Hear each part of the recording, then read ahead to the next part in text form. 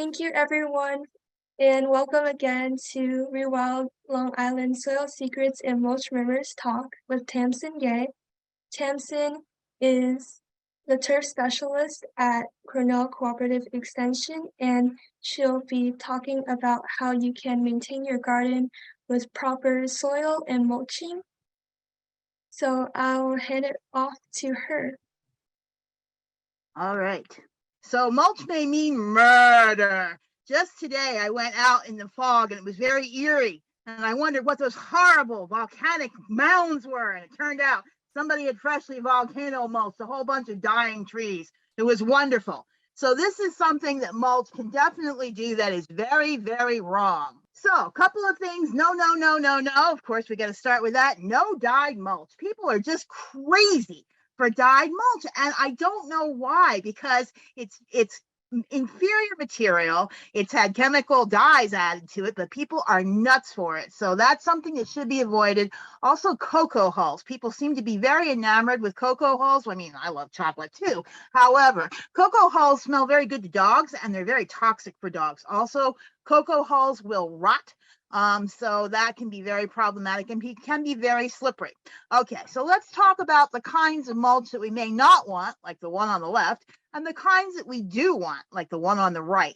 The problem also, in addition to liking very finely ground mulches and colored mulches, is this finely ground mulch actually acts more like a soil than it does a mulch. And so it tends to have a lot of fines in it. And fines are very, very bad for your plants. You want something that's coarse and is going to allow air and water to penetrate and move back and forth. But this triple ground stuff is sort of like sleeping with 5 pillows on your face. You may not wake up in the morning. So a summary of good practices include mulching under trees. You really want to remove all weeds and turf under trees, especially evergreens.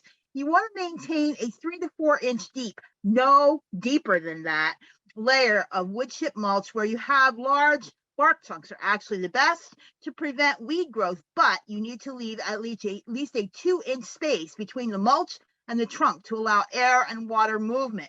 Don't mound the mulch around the trunk of the tree. That is going to kill the tree. Usually it takes about 5 years, and if you pull too much mulch that's been piled up away, you can see where it actually starts to rot the tree. And additionally, the tree may have been planted too deep, so it looks like a telephone pole. So you have a double whammy that way.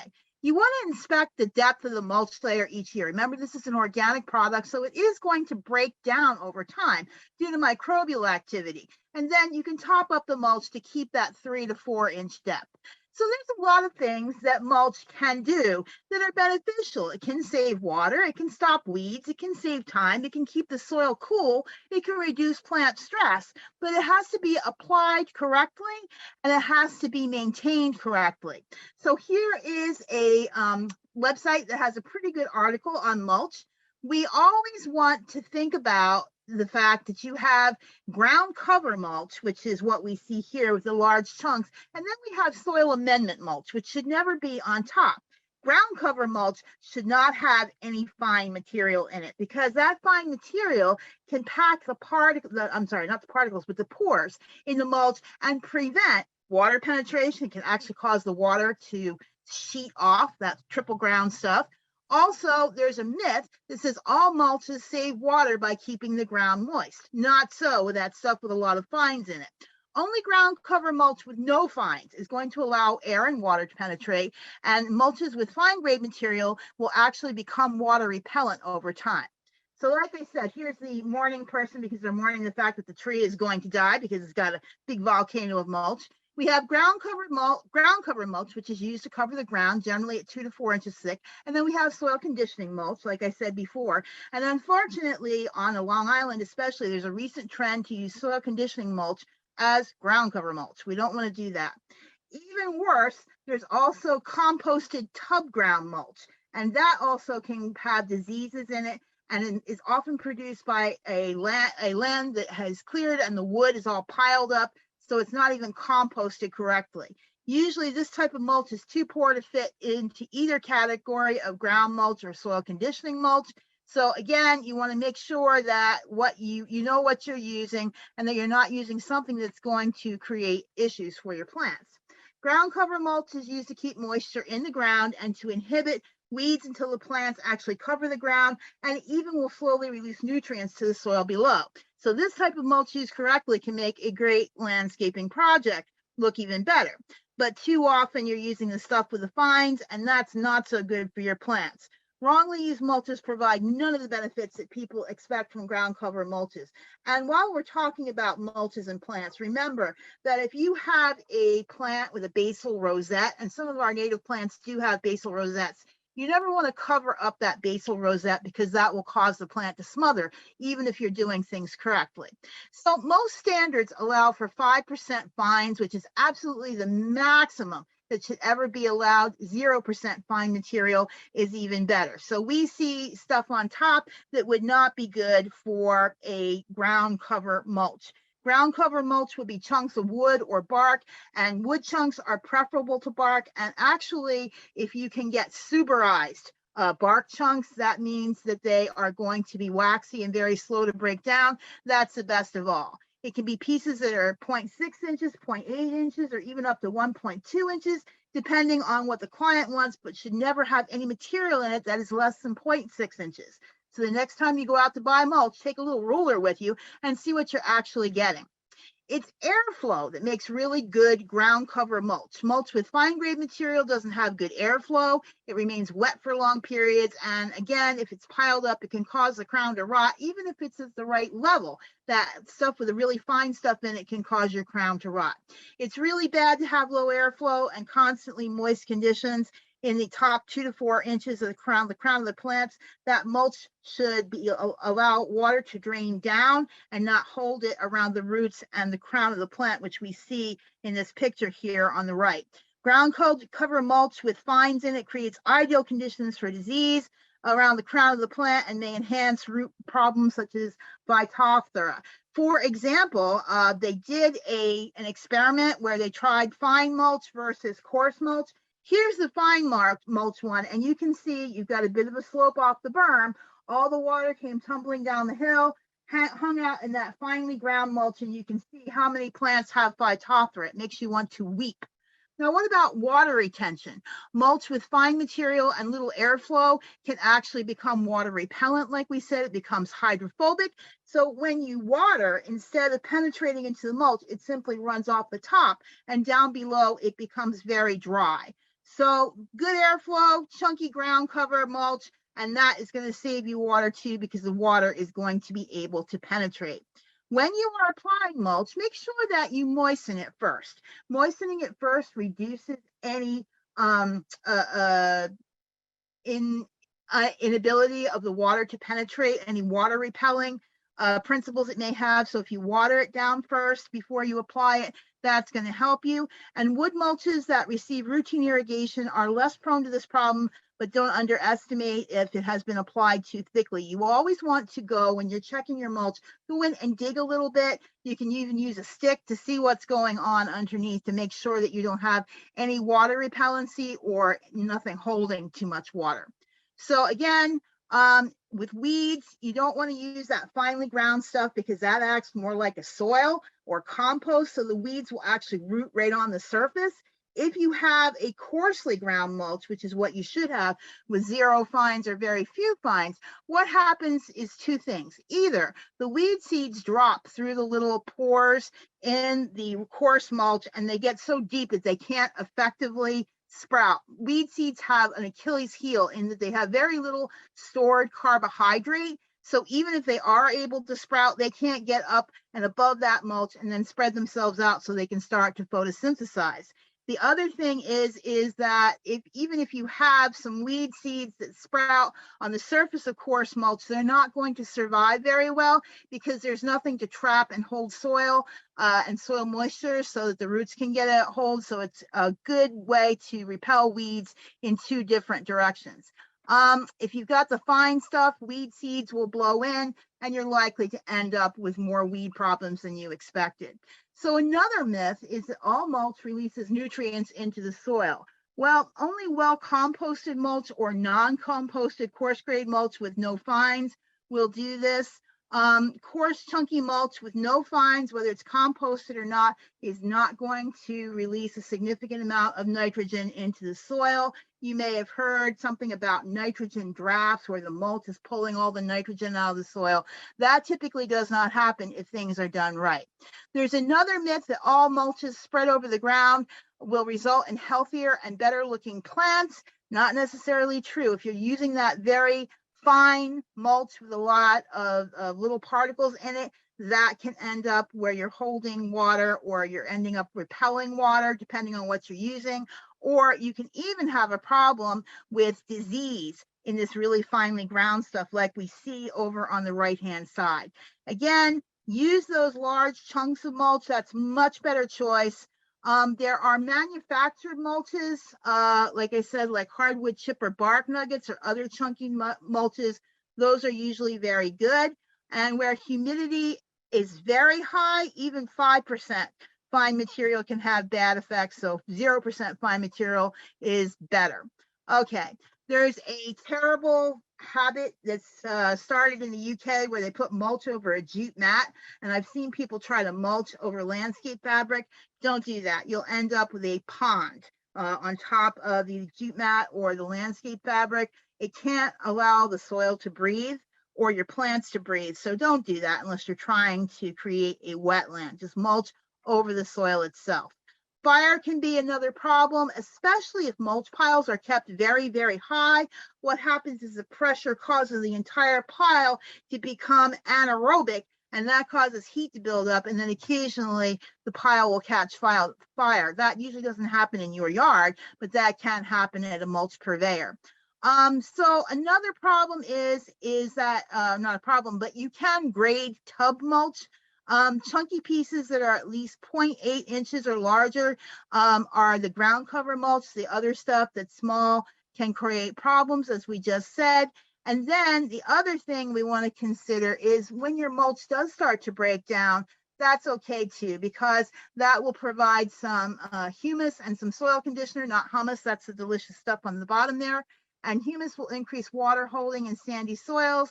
It helps to create airspace in clay soils, and can also provide plenty of nutrients. Now, one thing I wanted to point out, which is a really common problem on Long Island, is sour mulch. We tend to keep, because we don't have much space, we tend to keep our mulch piles in very high piles. And again, that creates pressure. When you create pressure, you drive the air out of the system and the whole thing goes anaerobic. You can smell that. If the mulch that you get smells funny, like vinegar or ammonia or sulfur, or it smells like a cow burp, don't ask me how I know what a cow burp smells like. But anyway, that's not a good thing, because that means your mulch is very, very low pH, and that will burn the plants. And you can have a downhill slide from uphill that ends on the edge of the turf, or you can actually burn the plants itself. What happens if somebody does apply sour mulch to your plants, or you accidentally do? Get it off there immediately. Pull it off and water it, and keep watering it to try to dilute that very acid pH.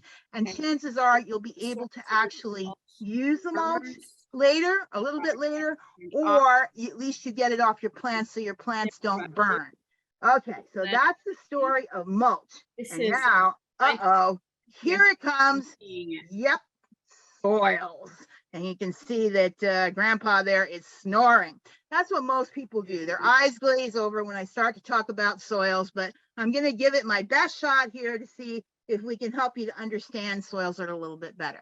We think of soils as a solid because we can stand there and jump up and down and scream and yell on it, and it doesn't seem to go anywhere. But actually, it's a three-dimensional array of pores and particles through which little beasties like nematodes or bacteria or fungi or even little creatures have to go.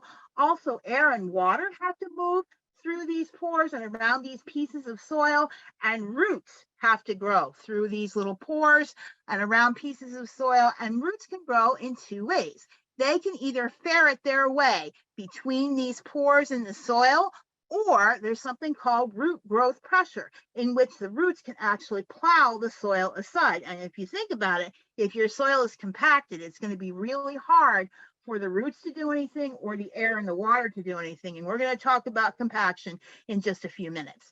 So what's the mineral fraction of your soil. We have sand, and then we have silt, and then we have clay. And the weird thing is, and this always gets me, is that those little tiny clay particles have more surface area than the big sand particles. I just can't get that. But it's something to do with the structure of the clay particles. There's plenty of wrinkles on them, so that's why it has more surface area.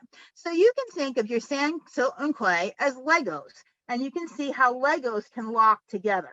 That's why you don't want to mess around with bringing soil from a remote site to your site. Once you do that, you can end up with that soil you brought in messing itself around with the soil that you have and locking together like Legos, and you can end up with cement. This is why you never want to try to improve a clay soil with sand or a sandy soil with clay. You're likely to end up with this locking, and that's really hard to overcome. The other thing we want to think about is magnets. Why do we want to think about magnets? The reason we want to think about magnets is two things. Number one, water molecules are bipolar molecules. They have a positive end and a negative end. The other reason we want to think about magnets is that certain fractions in the mineral soil can actually have a charge on them that interlocks with charges on nutrients. And so if you have some clay in your soil, you are going to be able to hold on to more nutrients. Sand doesn't have a charge on it, but clay does. Organic matter also has a charge on it. And so that's why we see better nutrient holding capacity or water molecule holding capacity in heavier soil. And we'll talk about that in just a minute. Now, this dandy little item is a T-probe, and this is a great way to tell what's going on with your soil. This is what it looks like. It's not terribly expensive, but you can just push this into the soil and pull it out, and you can get an idea instantly of your soil profile, where the profile changes, whether there's a restriction. You can also chase people around with it and scare them silly. I like to do that. I have several soil probes. Okay, so if we're looking at a soil horizon, which may not seem very exciting just by looking at it, it actually is. Because if we look at that A horizon and the O horizon, that's where it's happening. That's where your roots are doing your growth. That's where you have the best quality of soil because you have lots of microbial activity in there. You have earthworms, which are the best little core aerators known to man. Ants are moving around in there, another thing that's very good for the soil. And then when we get lower, we see that we have a little bit less value to our soil. And then if we get even deeper, we find subsoil. So you have to be very careful not to end up with subsoil being sold to you as good quality topsoil because there's really not any definition. But if we understand the horizon here, we understand what's going on. So percent sand, silt, and clay, the mineral fraction, what does it all mean? So there are all the fractions, and we want to suss out what's called the soil texture in our soil. So there's a really, really cool thing you can do called the jar test. You can get a mayonnaise jar, it can be plastic or glass, fill it halfway with soil, and then add water until it's full, as long as you have a little space to shake. Shake it for a minute, and then let it sit for about half an hour. Your gravel and your sand will settle to the bottom. Your clay and silt are the next layer, and then the dark layer on top is your organic matter. So here you are. You can clearly see the sand at the bottom. Then you can see the silt layer, and then finally you can see the clay layer, and then there's a thin band of organic matter on the top. If your soil has a lot of clay in it, it will take days for it to clear. So that's a really good indicator that you may have trouble with drainage in that particular area. You also want to remember that you may have different kinds of soil in different parts of your yard, because remember we had the glaciers move around millions of years ago or thousands of years ago and spit out little pockets of soil all over the place, like well, I won't say what like what it is, but anyway, that's what you get. So jar test, the heavy particles of sand and gravel settle out of the water first because of their weight. The smaller, lighter particles of silt and clay fall more slowly, so they settle down on top of the sand and gravel, and then the organic matter tends to float right on the surface of the jar. So there are just some cartoon examples of different kinds of soil textures as evidenced by what you might see in a jar test. So now there's another thing you can do. You know how your mom always yelled at you when you played with mud? I'm going to encourage you to play with mud because you can get an idea of what your soil type is. To determine your soil type, place 2 teaspoons of soil in your palm and drip a little water on it and try to knead it until it forms a ball. If the soil can't remain in a ball when it's squeezed, it keeps falling apart and it feels really gritty when you squeeze your fingers together, that means you have mostly sand. So there we go, little ball there. Now, if the ball forms, what you want to do is you want to squeeze it between your thumb and your forefinger. You know how you like to squirt your aunt when she's in the swimming pool? She doesn't want to get her hair wet. Well, it's that same kind of motion, trying to get that soil to go between your thumb and your forefinger. If you get a weak ribbon that's less than an inch long before breaking and appears to be ruffled, you probably have a loam or a silty loam if you have the ruffles. If you get a medium ribbon, 1 to 2 inches before it breaks, you have a clay loam. And then if you get a strong ribbon, looks like you can throw pots with it, then you have a clay soil, which may be an indicator of why you're having drainage problems. This guy looks like he's playing with a piece of goose poo, but actually what he has is a clay soil. So there we go, just some examples of the different types of soil and what they may look like. Okay, so plants have a problem with soil when you have a shallow but extensive root system, like growing a plant on a glass plate, few or no roots below 4 inches, little or no top growth, off-color chlorotic, which simply means it's yellow tissue, it wilts easily, low density, and high weeds. It doesn't have a very good response to fertilizer, and if you were using them, which I know you guys are not, the soil application of pesticides, because it's not a pest problem. It's not a fertilizer problem. It's a soil problem. You may also have prolonged wet soil, which limits recreational uses, including gardening, and you may have easy runoff. So what do we want to look for in the root zone? We want to look for layering in the soil profile, and I'll show you a picture of that in a minute. We want to look for inconsistent blending of soil amendments, uneven soil depth, something called black layer, which is where you get anaerobic activity in the soil, compaction, and poor root development. Soils that are good for plant growth are 25% clay or less. Anything more than that, you're likely to have troubles. Now, how do you sample your soil? When you want to do it, it's when it's early enough to get your soil test results back before you're going to start to plant. How you want to do it, a 2 to 3 inch depth for turf, a 4 to 6 inch depth for other plantings. And I know you guys are not into your turf, so you want a 4 to 6 inch depth sample. Where do you want to take it? Multiple samples at the same depth. You want to remove any large objects you might find, stones, bits of Jimmy Hoffa, whatever you find, take it out, and then put the samples together in a plastic container for a composite sample. Each area has a different liming or fertility practice if you're growing vegetables, for example, or plants that have widely divergent requirements. You could take a sample there, and each area to be sampled should be represented by 10 to 15 core subsamples. Not a lot of material, but just a little bit of material. Homogenize those together and submit about 2/3 of a pint of composite sample from each separate area with liming or fertility practice that have different liming or fertility practices. So, except for deeply rooted trees and shrubs, you want to use only the surface horizon for soil testing. Otherwise, you may end up with results that don't really reflect where your roots are hanging out.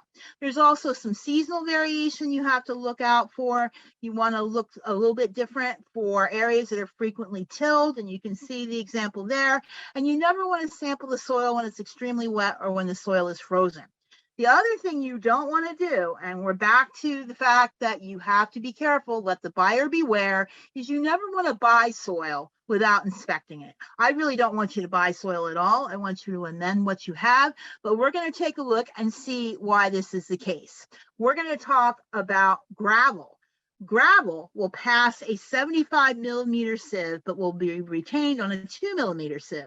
All soil types, when mixed with greater than 15% gravel, can be designated gravelly or very gravelly, and this designation is usually expressed just before the soil texture name. For example, gravelly, clay, loam. Does anybody know who that is? You're going to find out in just a minute. Just keep his face in your mind. Okay, here we go. Something being sold as select fill. Do you believe it? I don't believe it. Here's another select fill. Look at the color of that. That's pretty gray for a good quality soil.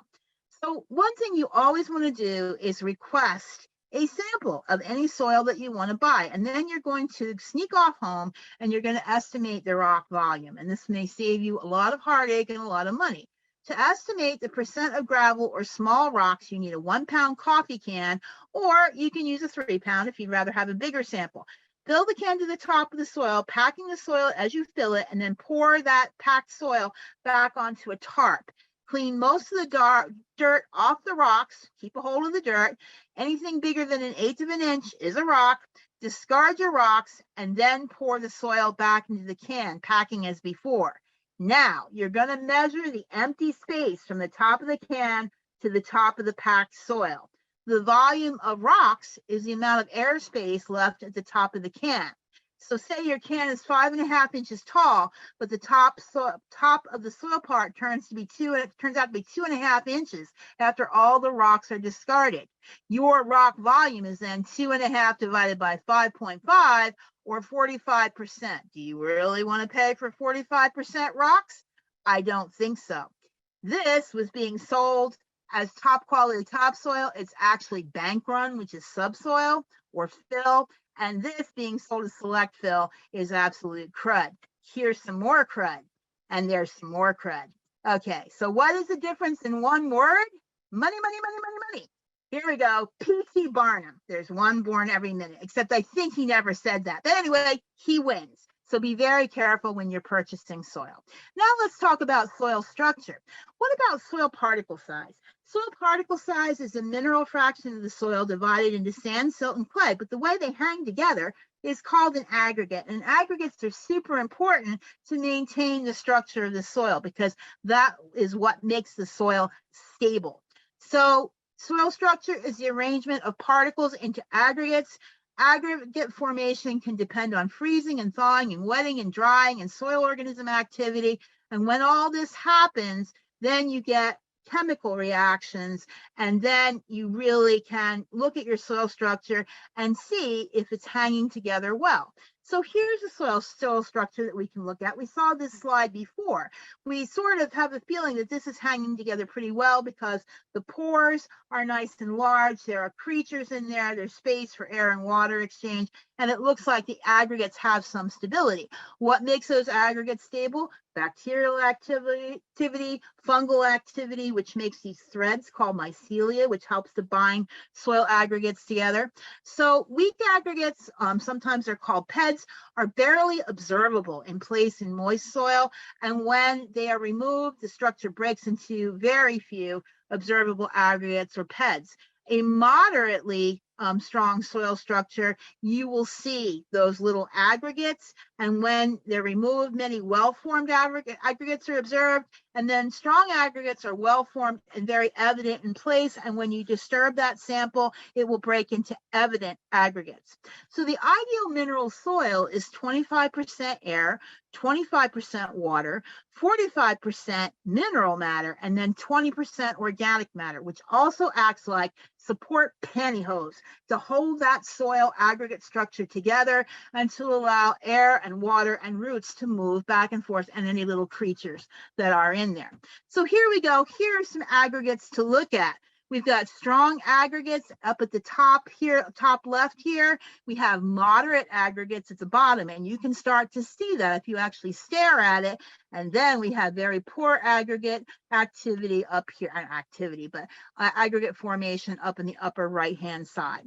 Okay, so the speed of water, soil movement, and vegetation all tie together. And this is very cool. As an example, engineering calculations tell us that the difference in time travel for less than 1.2 inches of water over 100-foot distance with a slope of 25%, that's a pretty strong slope, 0.42 minutes for bare ground, 5 minutes for dense grass, 7.5 minutes for light brush, shrubs and ground covers, preferably native.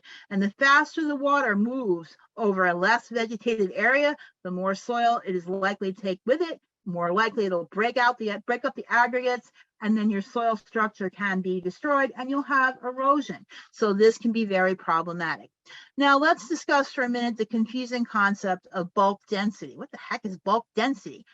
Bulk density is an indication of the porosity of the structure of the soil, and that governs oxygen and water movement. It's also a measurement of the degree of compaction. So one of the most important factors in terms of bulk density is plant growth. And you can actually observe this without doing a bulk density test. Soil that has a high bulk density or is highly compacted, the seed's going to be restricted and the root growth is going to be restricted. So that's going to restrict the plant's total growth. And if you're trying to grow something for a yield, it's going to reduce the yield. The type of equipment, the tires on the types of equipment that you use in your garden area will affect the bulk density, especially if the soil is wet. You never want to trod or use equipment on wet soil because you think about it, what happens? What happens if you step on an Oreo cookie that's had the top of it removed? You step on the gushy stuff. Not only do you squish the gushy stuff, but you crack up the cookie underneath and it makes a mess. Same is true for your soil. So your bulk density is simply the mass of oven dried soil over the total volume. And that link that I think was sent out to you for the little soil booklet will give you all of these tables. And that will be helpful for you to look at. You're probably saying, I don't know what this stuff is. I don't care what this stuff is. Can I have a cookie now? That sounded good, the Oreo cookies. But actually, it does start to come together and you will be as crazy as I am about the soil. I was actually dragged kicking and screaming into learning about soil physics when I was in graduate school. The most useful thing I've ever learned. So, topsoil suitable for landscape use. So in many cases, it's better for plants in the long run, easier and less expensive to improve your existing soil with organic matter. Please do that. Please don't buy topsoil. You'll be so sorry. But anyway, if you have to buy topsoil or you want to buy topsoil, if it's on your list, what do you need to consider? You need to consider the soil texture, the soil organic matter, the pH, and the soluble salts. These are all things you can get with a soil test as long as you request them. Some of them you have to request, like the organic matter. There's no official or legal definition for what's commonly referred to as topsoil. So somebody could sell you a can of Nestle's Quick and say, oh, this is the best soil I've ever seen. You get it home, and of course you can't plant anything in it, but it makes a really nice chocolate drink. A practical definition is the 6 to 10 inch depth to which the soil is plowed or cultivated. This layer, remember your soil profile, differs from those beneath by having a higher organic matter content, usually a darker color, a better tilth, higher biological activity, and maybe less compacted than underlying layers. So topsoil suitable for landscape use, you want to remember the following things. Fertility can always be fixed. We can diddle around with fertilizers and fix anything that's a problem there, but physical properties of the soil, not so much. The desirable ranges for sand, silt, and clay are as follows. Here's your percentages you're looking for. If they won't tell you, or they won't let you test it or take a sample home, then you probably want to move to another purveyor. Gravel content, less than 10%. You don't want any more than that. And so again, the examples of soil textural classes that are desirable for you are sandy loams, silt loams, and loams. Loam is the Cadillac of soil. So here's loam over here, sandy loam, and silt loam. If I was a plant, I want to dive right into that and swim back and forth. Now, what about organic matter? We tend to be deficient in organic matter on Long Island. And one of the things that makes us deficient is that we're on sandy soils. For the most part, there are pockets of clay all over Long Island. But the other thing that we do, what do? We're always blowing off, raking up, and discarding the organic matter. You hear the blowers going for hours. Not only are you blowing off and picking up little bits and pieces of organic matter, but you're taking the soil with it too. That fine topsoil is going to get sucked up and taken away too, and you're going to end up with compacted stuff underneath, the heavier stuff. So think about that the next time you see somebody doing that. So anyway, back to the organic matter. Usually sandy loam has about 3% organic matter, silt loam 2.5 to 5, and then regular loam 2.5 to 5. So you're striving for somewhere as close to 5% organic matter as you can get. If you're looking at salt values, and these are very, very important because you never want salty soil, compost, mulch, or anything, because although you can remediate it, once it's applied, it may be very difficult to undo the damage that's been done to the soil or the plant. So soil tests for salt value should have less than 0.5 mmHOS per centimeter for a soluble salts test using a 1:2 soil to water ratio. You're like, what are you talking about? Click on that link and you'll see what I'm talking about. Here are just some soil depths that are the minimum required to grow different things, and that happens to be lawn, but you can use that for your perennials and your annuals too. For any addition of soil, after areas are brought to grade, and try not to grade too much if you can absolutely help it, prior to dumping and spreading the soil, you want to slice or scarify whatever is underneath before you put that new soil in. And this is why I don't want you to do this, because usually what you end up with is a perched water table, and we're going to talk about that in just a minute. So what about your soil pH? Or the lime requirements as a function of buffering capacity, or all these levels of different nutrients or soluble salts. Yes, you should have these on a soil test. We're going to teach you how to read that in just a little while. What is the pH? It's the bank teller. pH is actually a measure of the soil's acidity or sourness, and the lower the pH, the more acid the soil. When pH is low, and our pHs tend to be low because our parent material for our soil is actually granite, lime is added to sweeten the soil, thus increasing the pH. The pH scale is a logarithm too, and that's something people don't remember that often. So a pH of 5 is 10 times more acid than a pH of 6. And it's also a pH of 5 is 100 times more acid than a pH of 7. So that little scale that looks so harmless can actually be very, very important. Now, here is a pH chart showing what happens to the various nutrients at various pHs. And you can see that sometimes if it's very acid or if it's very basic, our availability of nutrients is really restricted. That's why I said that pH is like a bank teller, because I can walk up to an ATM machine and say, oh, mighty ATM, give me 10,000 bucks. And the ATM will be like, I don't think so. Not unless you want to make a deposit. So the pH being in the right range ensures that you always have sufficient fertilizer funds, so to speak. Your plants can make a nutrient withdrawal.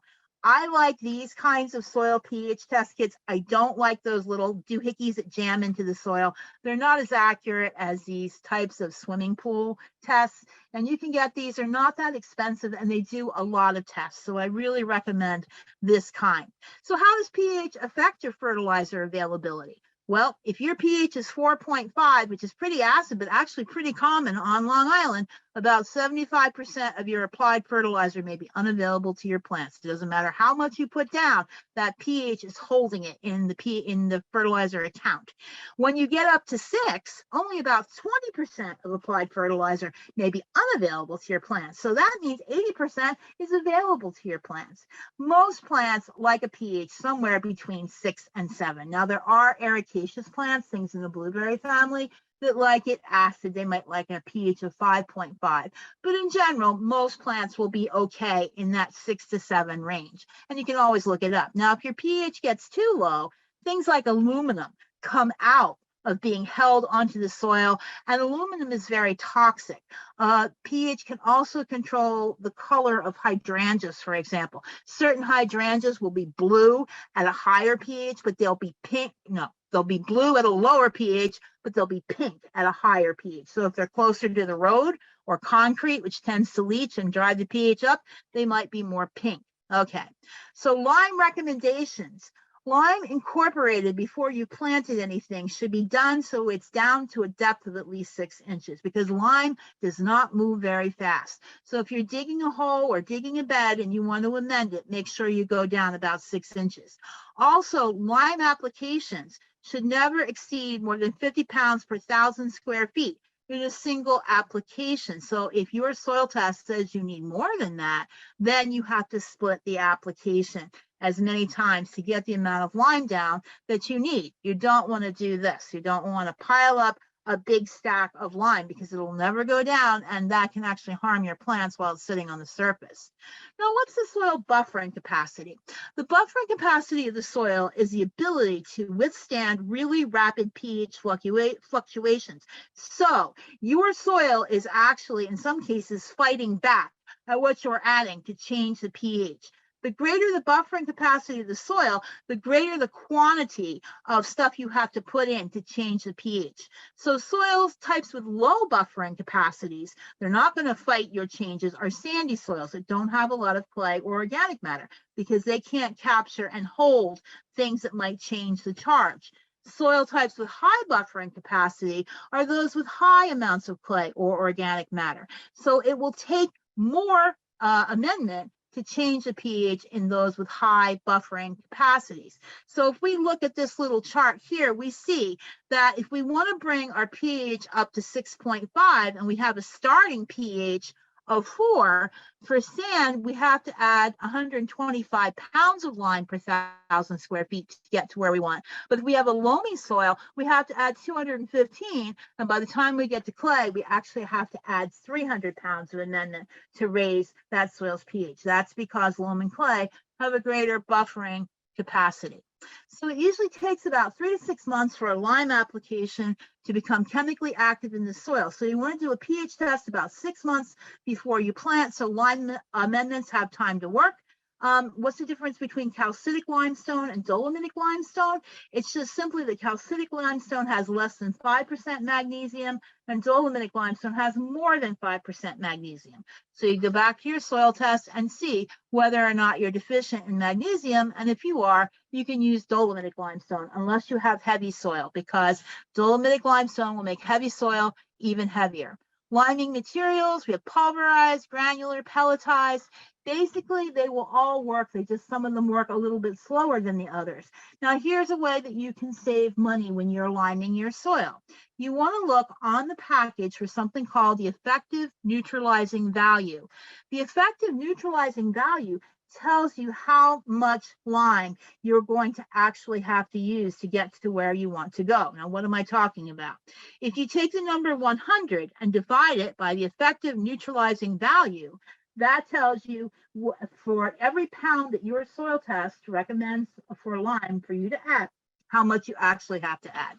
So lime number 1 is cheapo, that's the brand name. It has an ENV of 70 and it's less expensive than lime number 2. But if we divide 100 by 70, that means for every pound that they tell you should add, you actually have to add almost 1.5 pounds. That makes my cheap little heart go beat, beat, beat, and not in a good way. But lime number 2, Suave, which is more expensive per pound, has a higher ENV, an ENV of 89.7. When we divide 100 by 89.7, that means for every pound of lime your soil test recommends, you only have to add 1.1 pounds. And so it turns out that the lime that's more expensive per pound is actually cheaper to do the job. So again, a way to save a little money. And don't sabotage your liming efforts by adding an acidic fertilizer at the same time. Many fertilizers are acidic, so you're adding the lime to bring the pH up and you're adding the fertilizer very soon after it or at the same time, and that pulls it back down. So that's another way. So when the pH is too high, you can apply sulfur. You can see all the ways to adjust that right in that little manual. And now let's talk about the macronutrient MacGuffin. And yes, that is Alfred Hitchcock.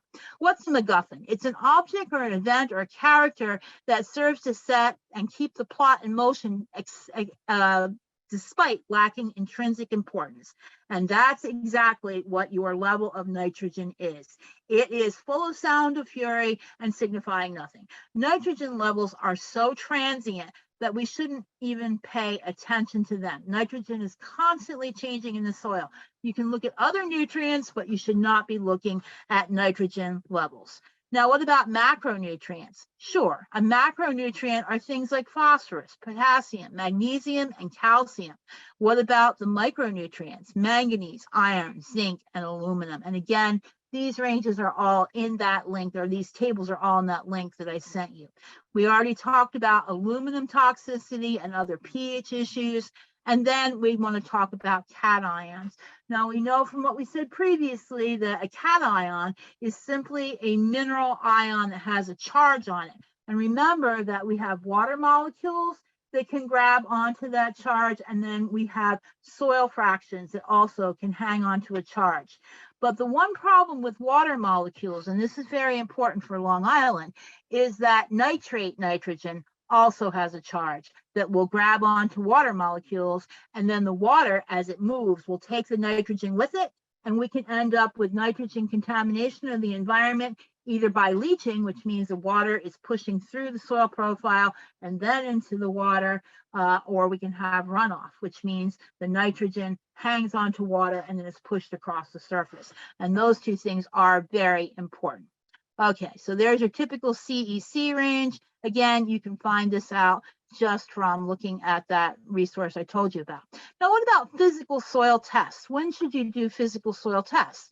Well, you should do them with new construction or during construction when you want to look at new loads of soil or contamination of old loads of soil. By the way, if you do purchase soil or compost or anything like that, cover it up so contaminants like weed seeds don't blow into it. It's always good to keep it covered. Diagnostic tool, you can take undisturbed samples from problem areas and evaluate its physical condition without disturbing the rest of the pile and making sure you have a sample that's not disturbed. So common soil physical tests, and when physical testing is most useful, you can do particle size analysis. We already looked at that, percent sand, silt, and clay. You can do bulk density to look at the compaction level. You can look at the infiltration rate, which we haven't talked about yet. And we can talk about porosity and water retention. Bear in mind that soil texture changes for every topsoil source. Soil texture changes for every few inches deeper you go into the soil. And you can use your other senses besides touch. Stare at the bare ground. It'll entertain the neighbors after a rain to see how much sand or silt washes out. Clay soil has really tiny granules of soil, and they may make a thin or a cloddy crust that cracks apart really quickly after it rains. Loamy and silty soils form a thicker crust with smooth surfaces, and sandy loams and sandier soil leaves lots of loose, clean sand grains in any low spots when water runs over the surface. Okay, compaction, infiltration, drainage, and happy horse crap. Soil water movement. There's Grandpa again. He's really getting tired of hearing about soils. You guys probably are too. Okay, so pores that form between clay particles and pores that form between sand particles are a lot different in their size and their ability to hold on to things. So here are water molecules. I have a very juvenile bent. We've got a couple of little trains here, and each one of these little trains has a positive and a negative end. So if we have a couple of sand particles and we have a pore, and these paperclip chains represent those little trains, we can see that the weight of these water molecules sticking together are going to drain through very rapidly between the particles of sand. But if we have two particles of clay soil, that holds on to this chain of water molecules in and of itself because it has a charge. Also, the water molecules are going to string together because they have a charge, and that's going to mean that if you have a soil with a lot of clay in it, it's going to be very slow to drain. And that is why a sandier soil drains faster and a clay soil or one with organic matter drains slower. If you want to think about this in terms of cereal, on the left we have Cheerios, on the right we have milk saturated shredded wheat. You know that it's just not going to drain through very quickly. So there's your sandy soil pore space. There's your clay soil pore space. So the deeper the soil profile, the more suction is actually created to pull air and water down through the profile. A shallow profile will stay wet. The one on the right is a shallow profile. You can see there's something really awful going on underneath that very tiny horizon up there. But then if you have a deep profile, that's likely to drain more thoroughly and grow plants better. Now, if you want to do a percolation test, that tells you how good your drainage is over time. So you can dig a pit about a foot deep, fill the pit with water, let it drain out completely, and then refill your pit and measure the depth of water in the pit and note the time. After 15 minutes, note the depth of water and calculate the range of drainage per hour. Poorly drained is less than 4 inches of drainage per hour. Moderate drainage is 4 to 8 inches per hour, and excessively drained is more than 8 inches per hour. What are some factors that influence the ability of liquid to infiltrate the soil? Well, we know sandy soil has a greater infiltration rate than clay. We know that soils that have a lot of crust on it, like we see if you have kind of poorly vegetated soil, what happens? The water hits the soil surface, the fine particles fly up, come back down, and pack on the surface. That can limit soil infiltration, and soil aggregation can also influence soil infiltration. Organic matter, the support pantyhose for the soil, that all influences soil infiltration. But one thing I want you to take away with you is, why is natural rain better than irrigation? Because rainwater is slightly acidic. Therefore, that positive charge that the raindrops possess make natural rain more effective than irrigation water. Remember that water from, say, a city source is more likely to have a high pH versus rainwater, which is likely to have a lower pH. So whenever possible, to have better infiltration, follow rain with irrigation water rather than letting it dry up completely before you begin irrigating. So how can you increase infiltration? You can decrease compaction, you can increase organic matter, you can decrease or eliminate tillage operations such as raking and blowing, for example, and you can decrease crust formation by maintaining your plant cover. So a few more things, because I see we're running out of time. Soil color. Color is very important. Dark soil is usually good. It's associated with organic matter. Reddish brown, also fine. When you get to yellowish soils, that usually indicates there's imperfect drainage. And then streaking and mottling is seasonal or periodic water problems. And bluish green or gray, that means it's continuously wet and saturated. So let's think about compaction and how this affects our ability to grow plants. If you have sugary soil, if you grab a piece of soil from your garden and drop it on your palm, and it bursts into these little small pads like this, like sugary granules, maybe pebble size, that's great. Sugary soil means you've got good soil structure. More likely, you're going to drop it on your hand and you're going to end up with larger pieces that are maybe 1/2 inch to 1.5 inches large, and maybe some smaller pieces. That's moderate compaction. That's what we usually see on our urban suburban sites. And then occasionally, if you live in Huntington or Riverhead or somewhere on the North Shore, you're going to drop a clod of soil on your hand and you're going to break your wrist, because it doesn't break up. You've got this great big mango shaped piece and you're going around going, oh, that hurt. So let's see what that does to the roots. Well, sugary soil all the way on the left, plenty of roots sticking out. Good job. Moderate compaction, not so many roots. And look at the color change. It's a little more yellow. And then finally, over on the right, we've got the, oh my God, that's going to break my hand. And we don't see any roots coming out of there. So quick pop quiz, good structure or bad structure. On the left, it's gray, don't see any roots, not so swell. On the right, you might say, okay, that's all right. Well, is it? I see some gray spots. I see half an earthworm, which is better than no earthworm, but I only see 1 or 2 roots. So we still have bad situation.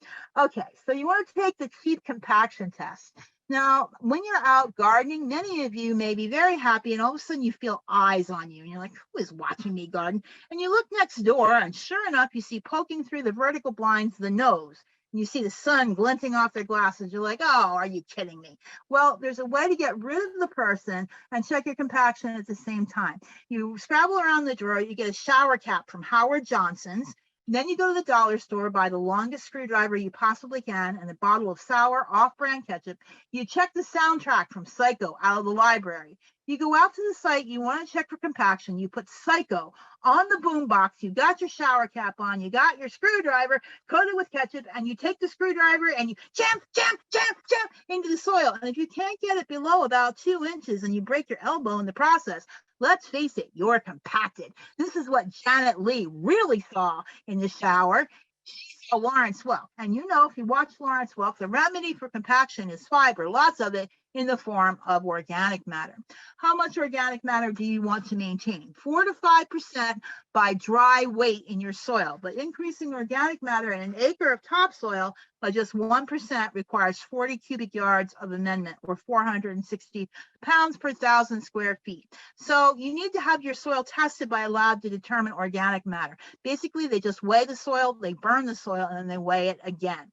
So again, increasing your organic matter is super, super important. It helps it to hold water. It helps it to hold minerals. And compost is a great way to increase your organic matter. So ideally, you'll rototill the compost in to a depth of 8 to 10 inches in your garden, and that will help you. All right, so in the interest of time, we're at 8 o'clock. I just wanted to show you, oh my gosh, I really went on and on and on here, didn't I? I just want to show you the soil test here, and then we'll stop. Blah, blah, blah, blah, blah, blah. Getting all this, blah, blah, blah. Okay, soil tests. Soil tests tend to disagree because different labs use different kinds of tests. So it's very important to have consistent results from the same lab if you can. That way you won't have the confusion. But if something seems off, ask questions. If they can't answer them or they seem defensive, change your soil laboratory. So here's this actual soil test. We see levels of different minerals here, but what does it all mean? This poor cat is very confused. So here's your pH. Your pH was 5.5. We now know that this means an acidic pH and probably some of your nutrients are going to be limited. Okay, your buffer pH is measuring how well your soil can buffer this. And then we have phosphorus. Phosphorus, we know from our little charts in that handout that you have a link for, we know how to read this now, and we can compare our level to what you would have. They have low, optimal, and high in the chart. Okay, the next thing is potassium. Again, you can go to that booklet and you can check out to see where your soil test lands, and that will help you to interpret it. And then the next thing is calcium. We know that we have in that handout a calcium reading in the macronutrient chart. There you go, low, optimal, and high. You can compare your soil test to that and you'll know where you are. And this is out of order. This is potassium housekeeping. When you're adding potassium to your soil, try not to use potassium chloride because Long Island tends to be sandy. Potassium chloride is a salt, and so that can create problems for your plant. Also, it's not as effective a potassium addition as potassium K2O is, which is potash. So try to use that instead and you'll get a better bang for your buck. Then we've got magnesium, same thing. We can go to our chart and given the choice, calcitic versus dolomitic limestone, we know we can compare our magnesium levels. If our magnesium levels are low, we can use dolomitic limestone. Okay, and then we have sulfur and boron, same thing. We can go to micronutrient charts. And manganese, same thing, zinc, and then soluble salts. We already talked about soluble salts, but if you have greater than 100 millimoles HO per centimeter, that's really a lot of salt. So you'd have to use a very heavy watering scheme and use salt tolerant species. But you have this information right in front of you. If you have an area, for example, that gets saltwater overwash or even salt laden air, if you're on the coast, this might be something that you have to think about, or if you get a lot of salts from road salt. And then finally, there's your soluble salts down there, your organic matter, which we talked about, your nitrate, nitrogen, we really don't have to worry about that because that's a fluctuating value. And then your soil classification. There is something called a soil survey. And you can, I think I must have skipped that slide in the interest of time. But anyway, you can go online and find the soil survey for Suffolk County. That gives you a lot of information.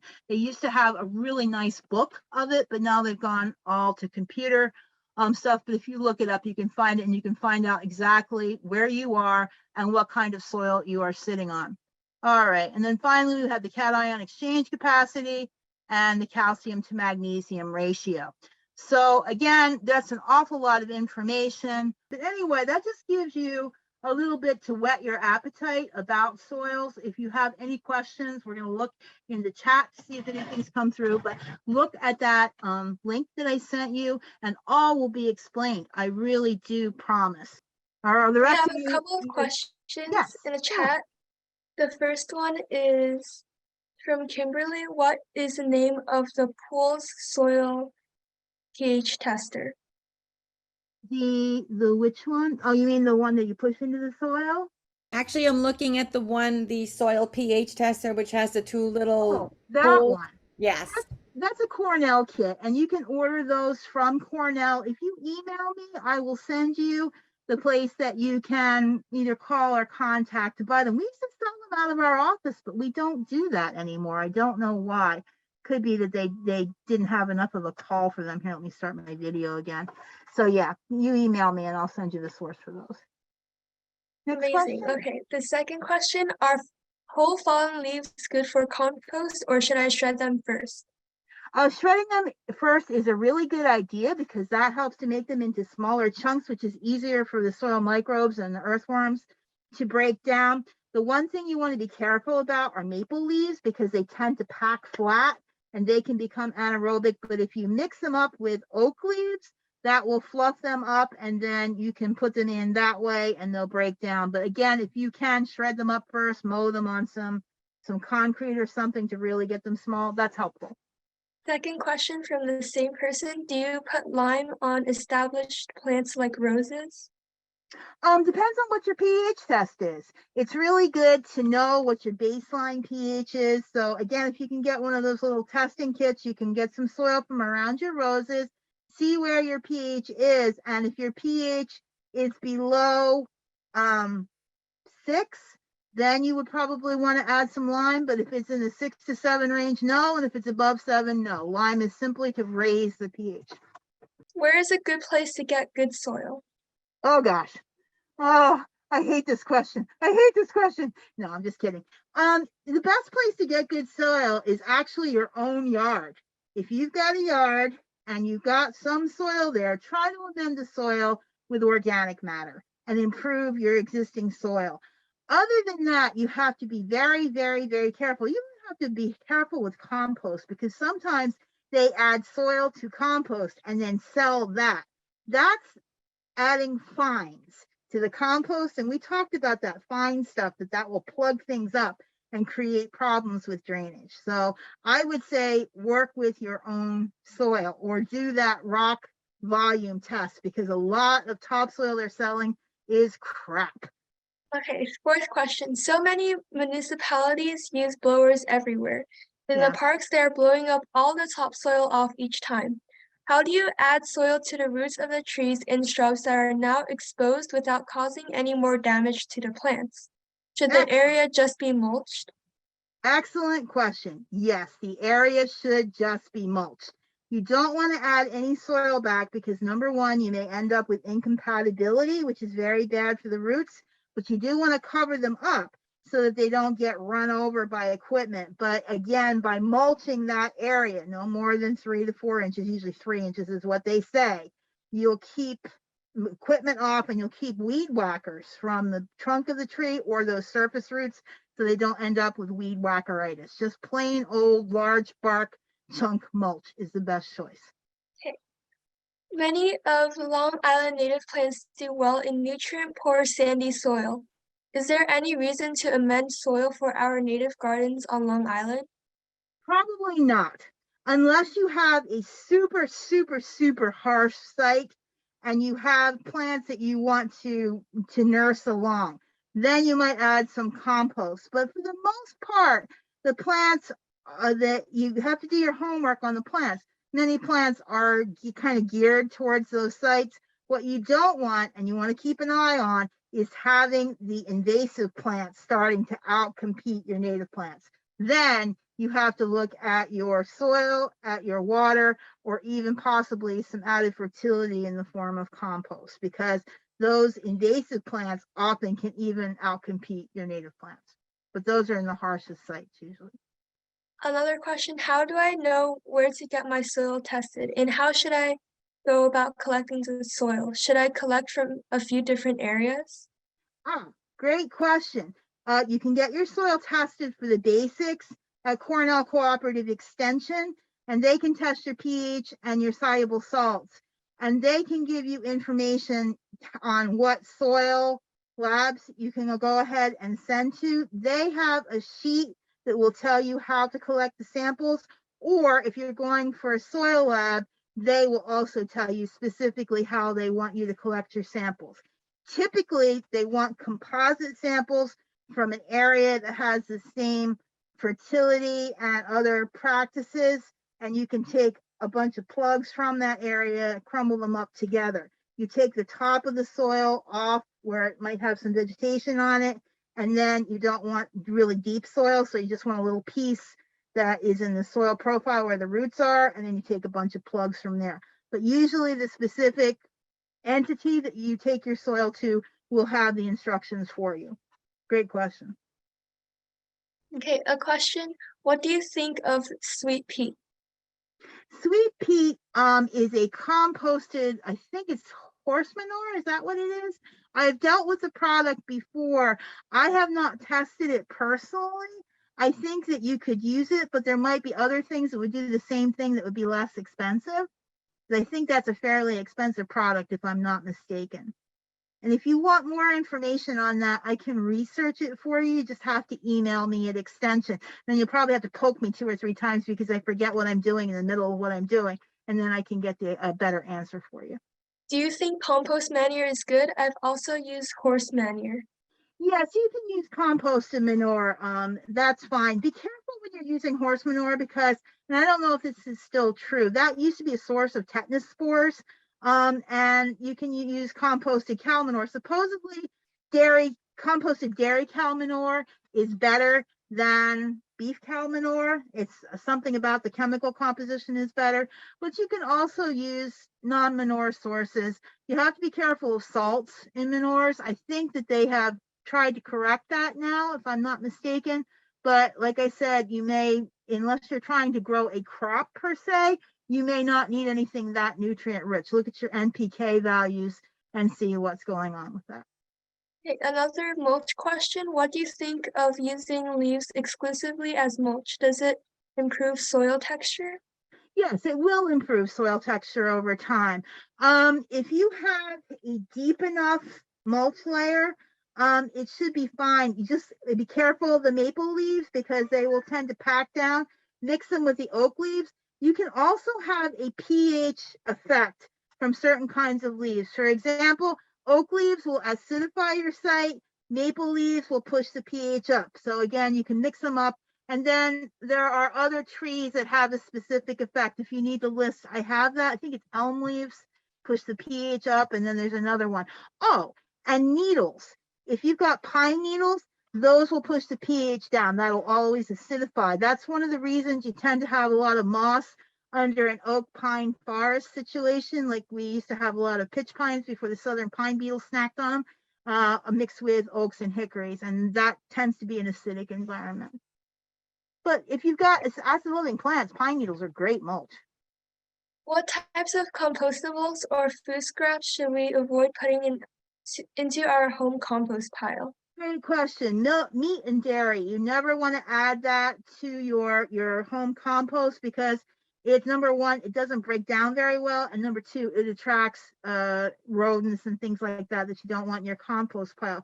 The other thing you might want to think about not putting in your compost pile are junipers and other things in that family because they tend to not break down very quickly and they can actually be toxic in some cases. Also, if you have diseased materials, don't compost those or things that you think have insects in them because in order to overcome the disease or the insects, it has to reach a certain temperature for a certain amount of time, and oftentimes that won't happen. Also, if you have invasive plants, don't compost those either. Believe it or not, weeds and invasive plants can continue to mature their seeds even after they are dead. They're zombies. And so you don't want that because you don't know that you've got enough heat built up to actually kill them off. And I have all that information. If anybody wants it emailed, just email me and I'll send it along. Okay, we have 5 more questions, and since we're over time, we're going to just answer those 5. What does adding synthetic fertilizers do to the soil biome? Okay, synthetic fertilizers can increase your salts. It can also cause you to have, you can end up with a fertilizer burned from the salts, which means water is sucked away from the roots. Synthetic fertilizers can sometimes cause overgrowth of plants that you don't want as much as you do. And if you've got a synthetic fertilizer that is slow release, that is far likely to have much less of an effect than something that's fast release. So if you're going to use fast release synthetic fertilizers, you want to spoon feed. You only want to use a little bit at a time. If you're going to use synthetic fertilizers, you can also use something that is called what the heck is the name of it? Anyway, it's a combination of a natural fertilizer with a synthetic fertilizer. That way you get the positive aspect of the natural fertilizer with a little bit more nitrogen and speed from the synthetic fertilizers. You could use something like that.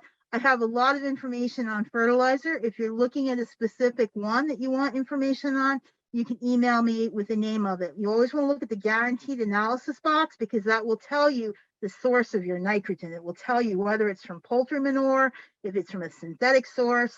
Sometimes they will chemically alter the synthetic source of nitrogen so it goes from fast release to slow release. There's another boring topic I could definitely cause your eyes to close with. But anyway, it depends sometimes on the fertilizer. What manure is best? Chicken, rabbit, horse, etc. I like rabbit manure. That seems to do a pretty good job, especially with vegetable plants. If you're trying to go vegetable, chicken manure is funny because I know why they cluck so much. They can't help. They're making manure when they do that. I swear they are. But anyway, chicken manure can actually sometimes act as a fast release fertilizer. That's why I'm a little bit leery of certain chicken manure products. But again, you can look at it to see how it's formulated, and that'll tell you something about the speed. I mean, it's a great product, but you can definitely get too much. And again, it can have some salts involved with it. The other thing I really like is composted poultry litter, which is poultry manure and I guess their bedding and stuff like that. That's an excellent fertilizer. So is Milorganite, which is composted sewage sludge from Milwaukee. That's where it originated from, but that's an excellent fertilizer too. However, it's high in phosphorus. Can you use fresh manure or does it need to rest first? If so, for how long? You should compost the manure, and it depends on the animal that the manure came from. Fresh manure has a lot of weed seeds in it. It also has a lot of salts in it. And you also do not want to run a risk of spreading disease because remember that if you're using it on a vegetable garden, if it hasn't been composted, there may be some active creatures in there that you wouldn't necessarily want to consume. So it's always composted stuff that you want to use. And again, you can look up, depending on the animal, how long it has to compost or what temperature it has to reach, or you can purchase it pre-composted. Blood meal is great for repelling rabbits, but you have to renew it. If the rabbits are eating your food, you have to renew it every time it rains. And 2 more questions. Are eggs or eggshells good to bury in the plants? Sure. You can definitely put in eggshells. There's a lot of calcium phosphate in eggshells. And actually, I was just looking up the NPK analysis of eggshells. There's a little bit of nitrogen in there, primarily calcium and phosphorus in there. There's a little bit of potassium. So you can crunch those babies up and put them in around your plants. Some people use them in a ring to help to repel slugs. I don't know how well they work as slug repellents because of the sharpness, but there's other things that you can use too as a slug repellent. That's a natural amendment. Denise says, thank you for the great information. And do wood chips attract termites? If they're not up against the foundation of your house or wooden structures, no. You never want to have stuff up against your foundation because termites have a requirement for moisture, so they have to travel in their tubes.